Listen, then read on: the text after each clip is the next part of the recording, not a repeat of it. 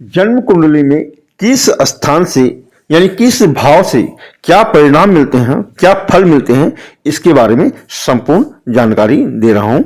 तो सर्वप्रथम पहला भाव लगन भाव जो होता है वह तन का स्थान होता है, तन का भाव होता है, यानी शरीर का विचार इस भाव से की जाती है।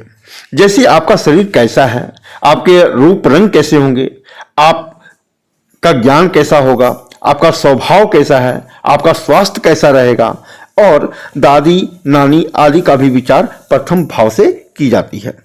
तो प्रथम भाव मेष लगन है और इसमें वृष लगन बैठा है, तो कोई भी राशि बैठी है, लेकिन यह भाव शरीर के बारे में बताता है कि आपका कौन सा ग्रह उसमें बैठा हुआ है, उस ग्रह क्या करेगा, क्या विचार करेगा। इस भाव से शरीर के बारे में विचार की जाती है। उसी तरह से द्वितीय भाव धन का भाव होता है। इससे यह ज्ञात होता है कि आपके जीवन में आप कितने धनी होंगे, कितनी संपत्ति होगी। कुटुंब वाणी का भी विचार इस भाव से की जाती है।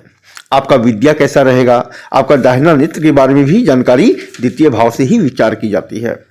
उसी प्रकार तृतीय भाव जो है वो भाई का भाव है, यानी भाई बहन का विचार इस भाव से मुख्य रूप से की जाती है। छोटी मोटी यात्रा, दाहिना कान, नौकर चाकर कैसे होंगे आदि का विचार हम तीसरे भाव से करते हैं। उसी प्रकार चौथे भाव जो है वह मित्र का भाव है।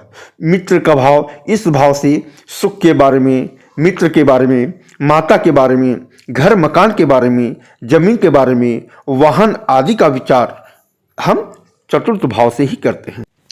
चतुर्थ भाव से ससुर, वस्त्र आभूषण का विचार हम इसी भाव से करते हैं।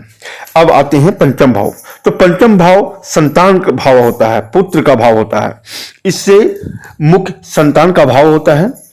आपके जीवन में बच्चे का सुख दुख का विचार इसी से की जाती है। आपके बच्चे होंगे नहीं होंगे, आपके बच्चे का क्या सुख रहेगा क्या दुख रहेगा, इसका विचार हम पंचम भाव से ही करते हैं।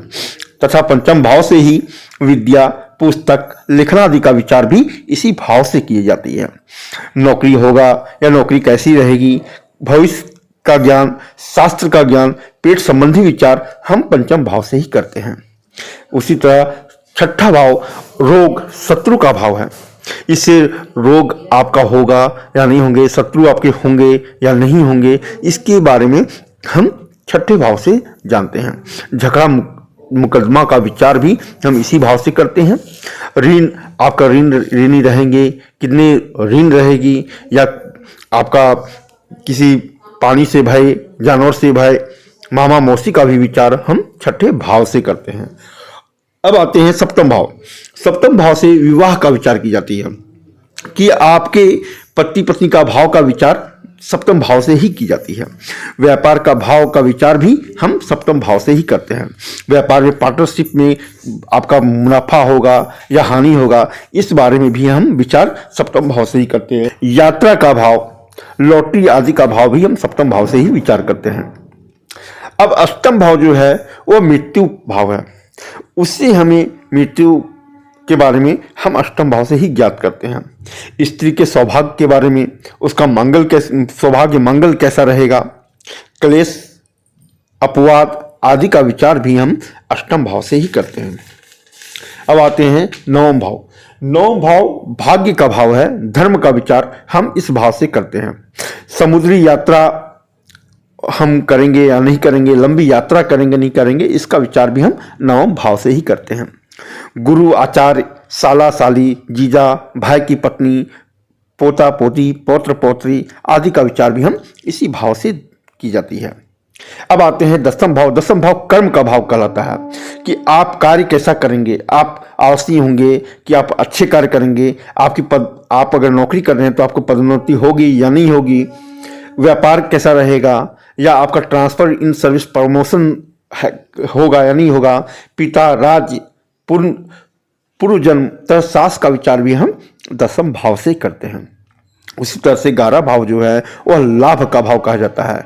आपका लाभ कैसा रहेगा, आपका इनकम कैसा रहेगा, आपकी वृद्धि, आपका बड़ा भाई कैसा व्यवहार रहेगा, पुत्र बधू, बायां कान बायां बाह, व्यापार में लाभ होगा या हानि होगी, दामाद पुत्र बधू का भी विचार हम इसी भाव से करते हैं। अब आते हैं लास्ट 12 भाव। 12वें भाव जो है व्यय का भाव है, यानी खर्च का भाव है। तो 12वां भाव जो है, इस भाव से आप खर्चीला होंगे या कम खर्चीला होंगे, दुख, दरिद्र, पाप, नुकसान, शत्रुता, बाएं नेत्र पर गुप्त शत्रु तथा निंदा आदि का भी विचार हम 12वें भाव से करते हैं।